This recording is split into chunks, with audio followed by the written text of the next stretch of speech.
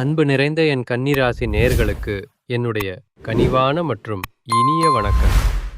நம்மளுடைய கன்னிராசிக்கார நேயர்களுக்கு நம்ம இன்னைக்கு பார்க்க இருக்கிற இந்த சிறப்பான வீடியோ பதிவுக்கு முழுமையா போறதுக்கு முன்னாடி நம்ம எல்லாம் காத்து ரட்சிக்கக்கூடிய அந்த தமிழ் கடவுளான முருகப்பெருமானை மனதார முழு பக்தியோட வணங்கிட்டு இந்த வீடியோ பதிவுக்குள்ள போகலாங்க. ஓம் முருகா போற்றி, ஓம் முருகா போற்றி, ஓம் முருகா போற்றி. என்னை காக்கும் அன்பு தெய்வமே முருகனே போற்றி. கண்டிப்பா நல்லதே நடக்கும். நல்லது மட்டும்தான் நடக்கும். பொதுவாவே நம்மளோட கன்னிராசிக்காரங்கள பத்தி சொல்லணும்னா, இவங்க உண்மைக்கு புறம்பா எந்த காலத்திலையும் எந்த ஒரு செயலையும் செய்யவே மாட்டாங்க. அது மட்டும் இல்லாம ஒரு தலைமை பண்புக்கு இவங்க ரொம்ப ரொம்ப பொருத்தமானவங்களா இருக்காங்க.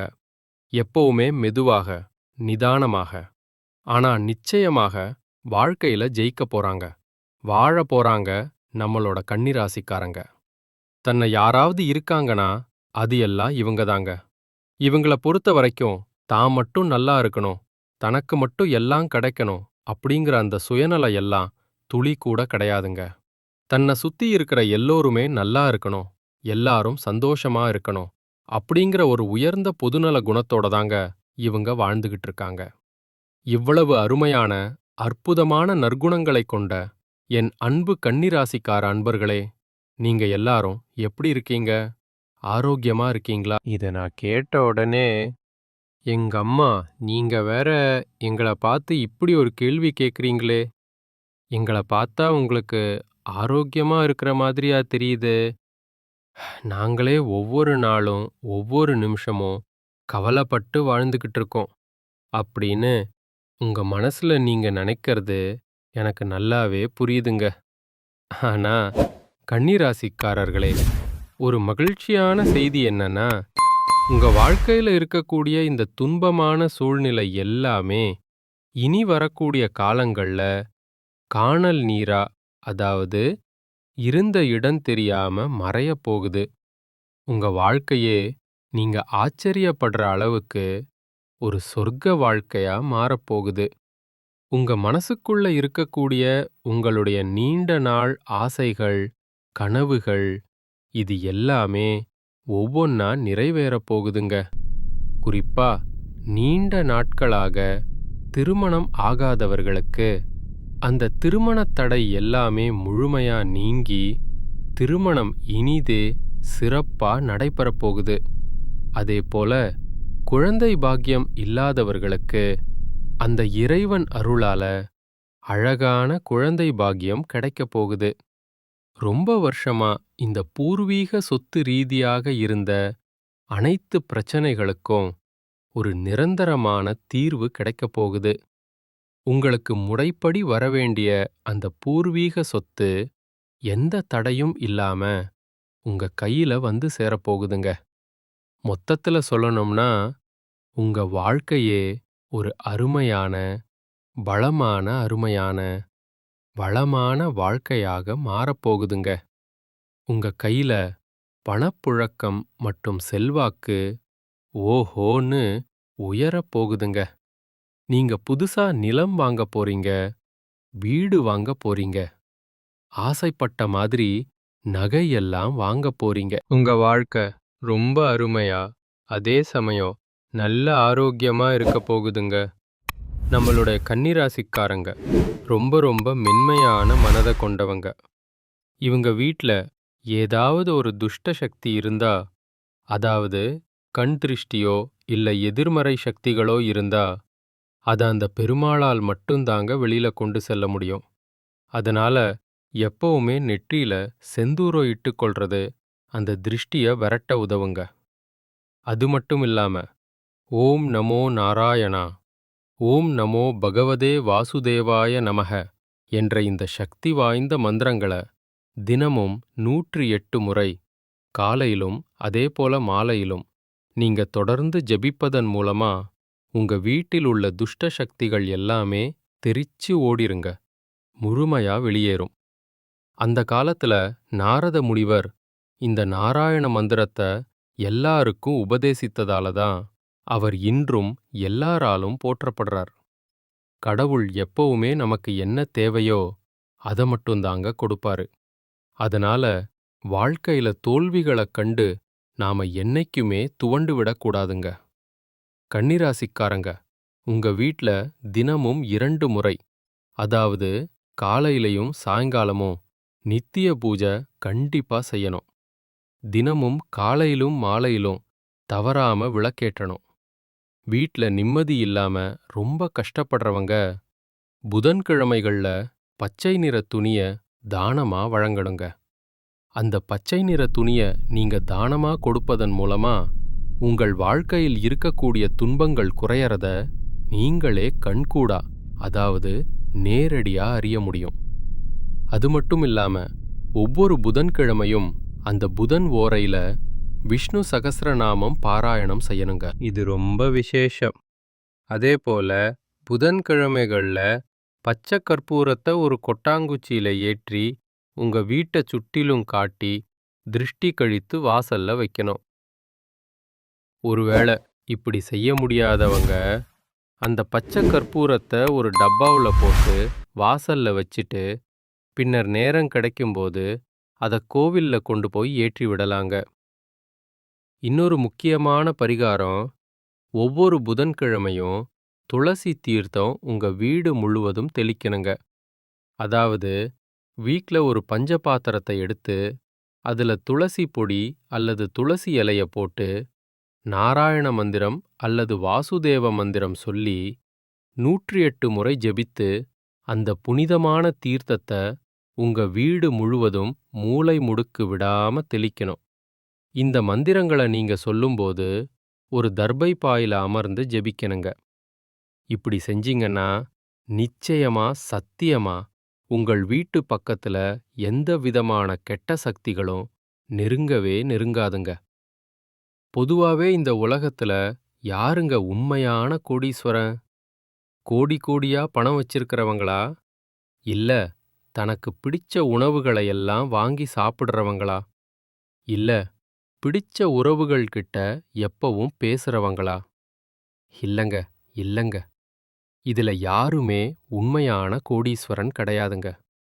யார் ஒருத்தவங்க எந்த விதமான நோய் நொடியும் இல்லாம, மனசுல எந்த விதமான மனக்கவலையும் இல்லாம, ராத்திரி படுத்தா நிம்மதியா தூங்குறாங்களோ, அவங்க தாங்க இந்த உலகத்திலேயே சிறந்த கோடீஸ்வரன். அப்படிப்பட்ட ஒரு நிம்மதியான, சிறந்த கோடீஸ்வரன் ஆகக்கூடிய யோகம் உங்களுக்கு இந்த மாதம் அமைஞ்சிருக்குதுங்க. உங்க வாழ்க்கையில இனி வரக்கூடிய காலங்கள்ல கவலை, கண்ணீர் அப்படிங்கிற பேச்சுக்கெல்லாம் ஒரு துளி கூட இடம் கிடையாதுங்க. இது நாள் வரைக்கும் உங்களுடைய மனசில் இருந்த அந்த பாரங்கள், மனக்கவலைகள் எல்லாம் இனி வரக்கூடிய காலங்கள்ல இருந்த இடம் தெரியாம காணாம போக போகுதுங்க. நீங்க ரொம்ப ரொம்ப சந்தோஷமான ஒரு ஆரோக்கியமான வாழ்க்கைய இனி வரக்கூடிய காலங்கள்ல வாழ போறீங்க, அனுபவிக்க போறீங்க. உங்க வாழ்க்கையில சந்தோஷம் என்னைக்கும் நிலைச்சிருக்க போகுதுங்க. சரி, உங்கள் வீட்டில் இருக்கக்கூடிய கெட்ட சக்திகள் முழுசா நீங்கணும்னா நீங்க சில முக்கியமான விஷயங்களை கடைபிடிக்கணுங்க. செவ்வாய்க்கிழமை அன்னைக்கு தவறாம முருகனை வழிபாடு செய்யுங்க. தினமும் மாலை நேரத்துல சுத்தமான நல்லெண்ணெய், அப்படி இல்லனா நெய் ஊத்தி விளக்கு ஏத்துங்க. ஓம் சரவண பவ என்கிற அந்த மந்திரத்தை தினமும் ஒரு 11 முறை பக்தியோட சொல்லிக்கிட்டு வாங்க. வாரம் ஒரு முறை பக்கத்துல இருக்கிற அம்மன் கோயிலுக்கு போய் அந்த அம்மனை மனதார வணங்கிட்டு வாங்க. பிரதோஷ நாட்கள்ல சிவபெருமான போய் வணங்கிட்டு வாங்க. செவ்வாய்க்கிழமை அன்னைக்கு அசைவம் சாப்பிடுறத தவிர்ப்பது ரொம்ப ரொம்ப நல்லதுங்க. பெண்களுக்கு குங்கும அர்ச்சனை செய்யறது ரொம்பவும் நல்லதுங்க. உங்க வீட்ல எப்பவும் வேப்பிலைய வச்சிருங்க.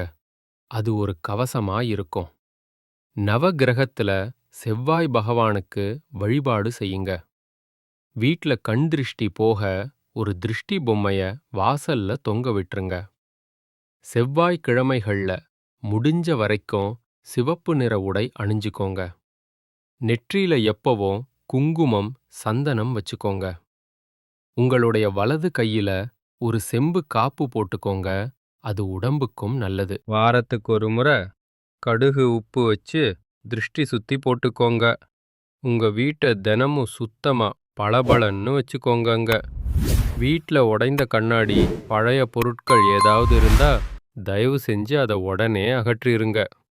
நீங்க வெளியே போறதுக்கு முன்னாடி உங்களுடைய இஷ்ட தெய்வத்தை மனசுல நினைச்சிட்டு அதுக்கப்புறம் வெளியில கிளம்புங்க. உறங்குற நேரத்துல சரியா உறங்குங்க. காலையில எழுந்த உடனே வெறும் வயித்துல வெந்நீர் குடிங்க. வாரத்துக்கு ஒரு நாளாவது நல்லா எண்ணெய் தேய்த்து தலைக்கு குளிங்க. முக்கியமா கோபத்தை எப்பவும் கட்டுப்பாடோட வச்சுக்கங்க. தேவையில்லாம மத்தவங்க கிட்ட பெருமை பேசாம இருக்கிறது ரொம்பவும் நல்லதுங்க. எல்லோர்கிட்டயும் உங்க குடும்ப ரகசியத்தை பகிரக்கூடாதுங்க. மனம் கலங்கும்போது புலம்பாம மௌனமா இருந்துக்கோங்க. தினமும் குறைஞ்சது ஒரு 5 நிமிஷமாவது தியானம் பண்ணுங்க. தீய வார்த்தைகளை பேசுறத தவிர்த்துருங்க. எதிர்மறை எண்ணங்கள் கொண்ட மனிதர்களிடமிருந்து கொஞ்ச தூரமாவே இருந்துக்கோங்க. பொறாம, கோபத்தை எல்லாம் குறைச்சுக்கோங்க. பிறரை மதித்து பேசுங்க. தினமும் நன்றி சொல்லும் பழக்கத்தை வச்சுக்கோங்க. செவ்வாய்க்கிழமை அன்னைக்கு சுண்டல் அல்லது பச்சை பயிரை தானமா கொடுங்க. ஏழைகளுக்கு முடிஞ்ச வரைக்கும் உணவு வழங்குங்க. பொன்னாங்கண்ணி கீரை, அகத்திக்கீரைய உங்களுடைய உணவுல அடிக்கடி சேர்த்துக்கோங்க. காரம் அதிகமா சாப்பிடாதீங்க. முடிஞ்ச வரைக்கும் காரத்தை தவிர்த்துக்கோங்க. வாரத்துக்கு ஒரு நாள் பழம் மட்டும் சாப்பிடுங்க. அதாவது விரதம் இருங்க. வெல்லம் கலந்த நீரை தினமும் குடிங்க. சிவப்பு பூவை தானமா கொடுங்க. வீட்ல தினமும் விளக்கு முன் ஒரு சின்ன டம்ளர்ல நீர் வச்சிருங்க. எலுமிச்சை, மிளகா இதெல்லாம் வாரம் ஒரு முறை மாத்துங்க. இரவு தூங்குறதுக்கு முன்னாடி உங்க இஷ்ட தெய்வத்தை நினைத்து பிரார்த்தனை பண்ணிட்டு அப்புறமா தூங்குங்க. சரி, இப்ப செவ்வாய்க்கிழமை மாலை நேரத்துல நீங்க செய்யக்கூடிய ஒரு சிறப்பான பரிகாரம் என்னன்னு பார்க்கலாம். ஒரு எலுமிச்சை பழம், 2 கிரம்பு, ஒரு பச்சை மிளகா. இத உங்க வீட்டு வாசல்ல வச்சு விளக்கு ஏற்றி அந்த முருகனை மனதில் நினைத்து மனமுருகி வேண்டிக்கோங்க. இத நீங்க செஞ்சீங்கன்னா உங்கள் வீட்டில் இருக்கக்கூடிய கெட்ட சக்திகள் எல்லாமே உங்களை விட்டு விலகி போயிரும். உங்களுடைய குடும்பத்தில இனி நல்லது மட்டும்தான நடக்கும். உங்கள் வீட்டில் தீய சக்திகள் இருந்தா அத விரட்ட நீங்க வீட்ல என்னென்ன புகைப்படங்களை வைக்கலாம் அப்படிங்கறத பத்தி இப்ப தெளிவா தெரிஞ்சுக்கலாங்க. முதல்ல காஞ்சி காமாட்சி அம்மன். தீய சக்திகளை அழிக்கக்கூடிய அபாரமான சக்தி இந்த தெய்வத்துக்கு இருக்கு. இவங்க படம் வீட்ல இருந்தா வீட்ல தைரியம், பாதுகாப்பு தரக்கூடியதா இருக்கும். அடுத்தது காளி மற்றும் பத்ரகாளி. கெட்ட சக்திகள் மற்றும் கண் திருஷ்டியை விலக்க இது உதவுது. பயம் மற்றும் தடைகளை நீக்க இது உதவுது. அடுத்ததா மகாவிஷ்ணு. இவர் மன அமைதி மற்றும் பாதுகாப்பு தரக்கூடிய ஒரு தெய்வம். எதிர்மறை எண்ணங்களை குறைக்கிறதுக்கு இந்த தெய்வம் உங்களுக்கு ஒரு பெரிய பாதுகாப்பா இருக்கும். அப்புறம் ஆஞ்சநேயர். தீய ஆவிகள் மற்றும் பயம் விலக நம்மளுக்கு எப்பவும் ஆஞ்சநேயர் துணையா இருப்பாரு. வீட்டை காக்கக்கூடிய ஒரு காவல் தெய்வமா இவர் இருப்பாரு. அடுத்தது பைரவர். இவர் இரவு நேரத்துல வரக்கூடிய எதிர்மறை சக்திகளை விளக்கக்கூடியவராயிருக்காரு. வீட்டு சுற்றுப்புற பாதுகாப்புக்கு பைரவர் எப்பவும் பாதுகாப்பா இருப்பாரு. நரசிம்மர். தீய சக்திகளை முற்றிலும் அழிக்கக்கூடிய மிகப்பெரிய சக்தி இவருக்கு இருக்கு. சக்தி வாய்ந்த பாதுகாப்பு தெய்வமா இவர் இருக்காரு. கடைசியா சாய்பாபா. இவர் மன அமைதியை அளிக்கக்கூடிய தெய்வமா இருக்காரு.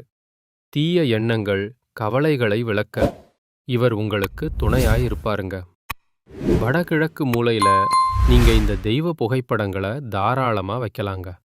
அப்படி இல்லனா கிழக்கு அல்லது வடக்கு சுவர் இருக்கிற இடத்துல நீங்க தெய்வ புகைப்படங்களை வச்சீங்கன்னா அந்த தெய்வ அருள் முழுமையா உங்களுக்கு கிடைக்குங்க. நம்மளோட கன்னிராசிக்காரங்க எப்போதுமே மனசுல யோசிச்சுட்டு இருக்கிற ஒரே ஒரு விஷயம் ஒன்று இருக்குதுங்க. ஏன் நான் இவ்வளவு புத்திசாலியா இருக்கேன்?